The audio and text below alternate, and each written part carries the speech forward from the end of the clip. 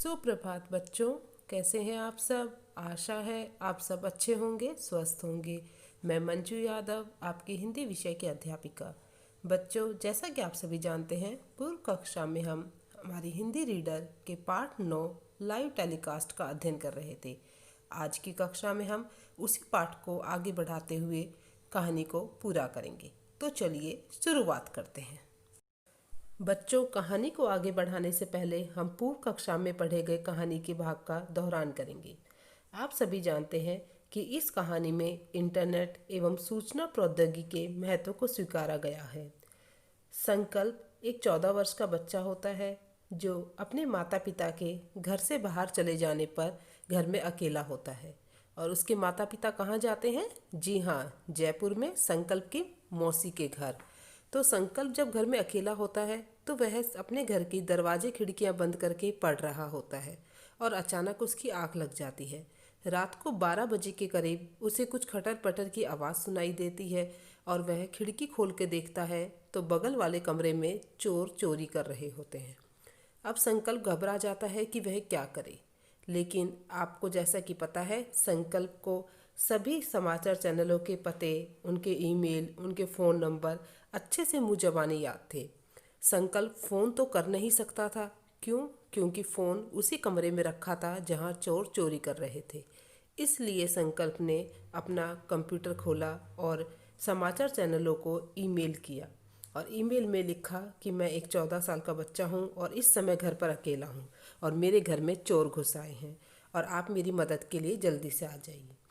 कुछ ही समय में सभी समाचार चैनलों के जो संवाददाता थे अपनी टीम को लेकर के वहाँ पहुँच जाते हैं और संकल्प के घर का चोरी का लाइव टेलीकास्ट दिखाया जाता है।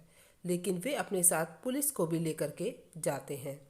किसी तरह चोर बाहर निकलते हैं और संवाददाताओं की टीम उन्हें पकड़ लेती है और पकड़ने के बाद उनसे बहुत सारे प्रश्न पूछे जाते हैं कि तुम कहाँ कहाँ चोरी करते हो, तुम्हें चोरी करना किसने सिखाया या तुम्हें चोरी करने की प्रेरणा किससे मिली। इस प्रकार के बहुत से प्रश्न किए जाते हैं। उसी दौरान यह सभी दृश्य संकल्प के मम्मी पापा जयपुर में टीवी में देख रहे थे। जहाँ वे शादी में गए थे वहाँ बच्चे टीवी देख रहे थे और अचानक से जैसे ही संकल्प के घर का सीन टीवी पर आया तो उन्होंने उसके मम्मी पापा को बताया और वह देखने लगे। लेकिन वे बहुत घबरा जाते हैं कि कहीं हमारे बच्चे को चोर कुछ नुकसान ना पहुंचाए। लेकिन उन चोरों को संवाददाताओं की टीम ने पकड़ लिया था। अब देखते हैं कि उन चोरों के साथ क्या होता है और संकल्प संवाददाताओं से क्या बात करता है। तो चलिए कहानी के आगे का भाग का अध्ययन करते हैं। भाइयों बहनों, आप लोग सोच रहे होंगे कि ये दोनों चोर यहाँ से भाग जाएंगे।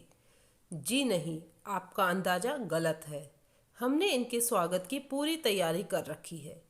टीवी पर उस महिला संवाददाता की जोश भरी आवाज़ गूंजी। इसी के साथ कैमरा भाग रहे चोरों पर टिक गया। वे दोनों दीवार के पास पहुंचकर उस पर चढ़ने की कोशिश कर ही रहे थे कि दोनों के मुंह पर एक एक फौलादी घूसा पड़ा और इसी के साथ बाहर से उछलकर कई पुलिस वाले भीतर आ गए। इससे पहले कि वे दोनों कुछ समझ पाते, पुलिस वालों ने उन्हें धर दबोचा। तो आपने देखा, जो समाचार चैनलों की टीम थी, संवाददाताओं के साथ जो उनकी पूरी टीम थी, वे अकेले नहीं आए थे, अपने साथ में पुलिस को भी लेकर के आए थे। शोर सुनकर संकल्प ने खिड़की से बाहर झांका। पुलिस वालों को देख वह बाहर निकल आया।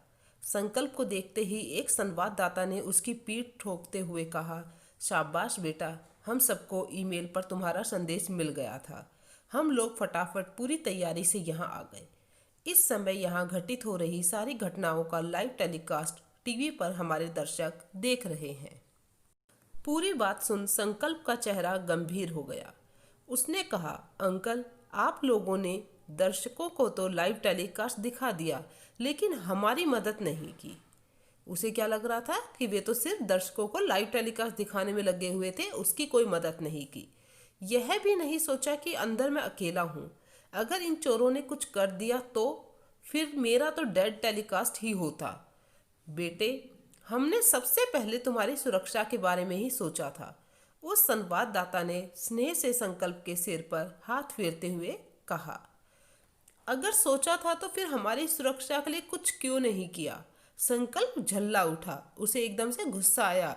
उसने कहा, अगर सोचा ही था तो फिर हमारी सुरक्षा के लिए आपने कुछ क्यों नहीं किया या कुछ क्यों नहीं किया?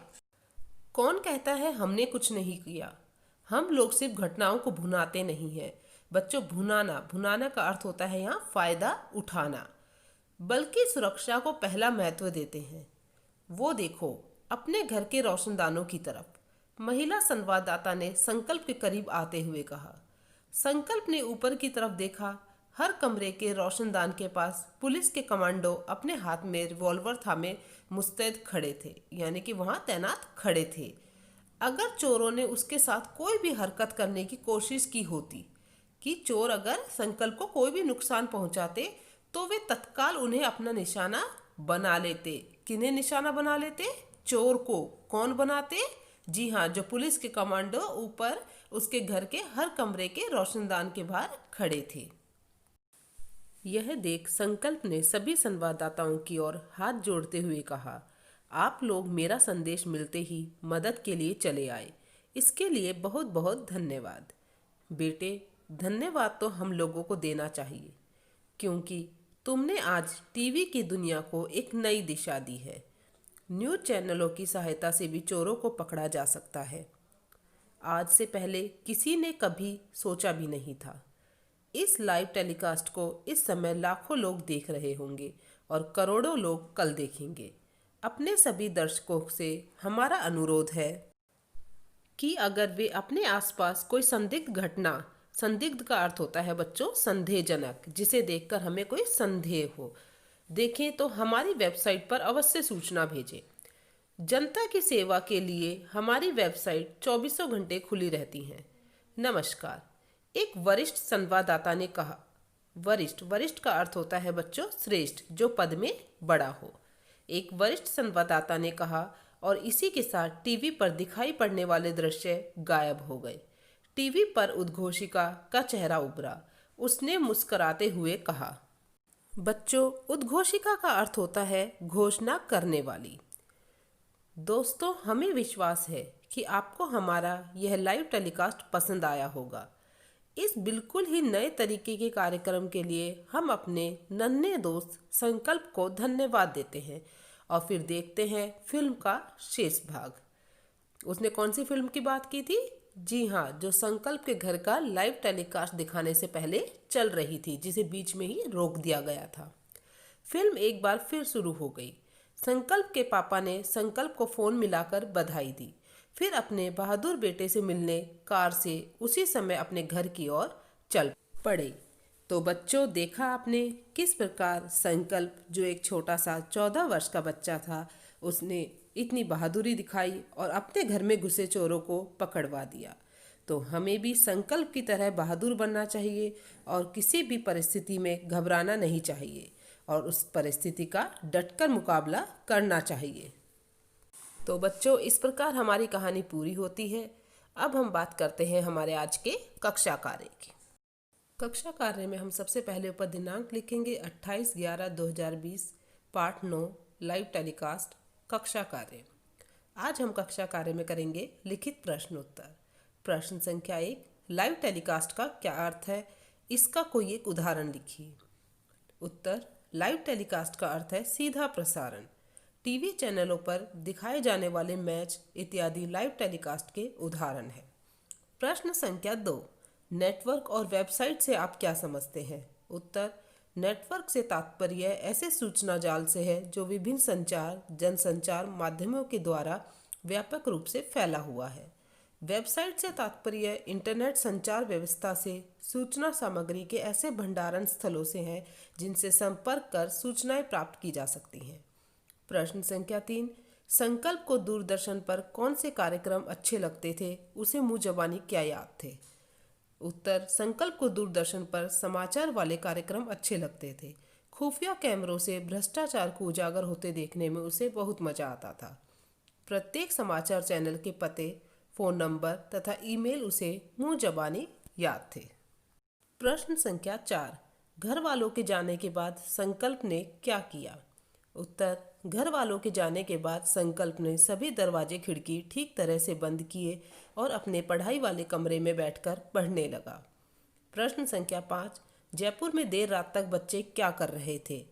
जयपुर में देर रात तक बच्चे टीवी देख रहे थे। प्रश्न संख्या 6, कब किस पर फौलादी घूसा पड़ा और क्यों?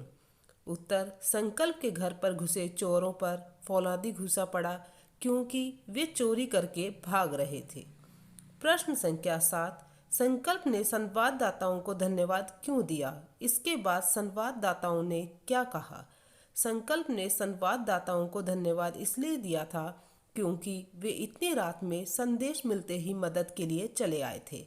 इसके बाद संवाददाताओं ने कहा कि संकल्प ने टीवी की दुनिया को एक नई दिशा दी है।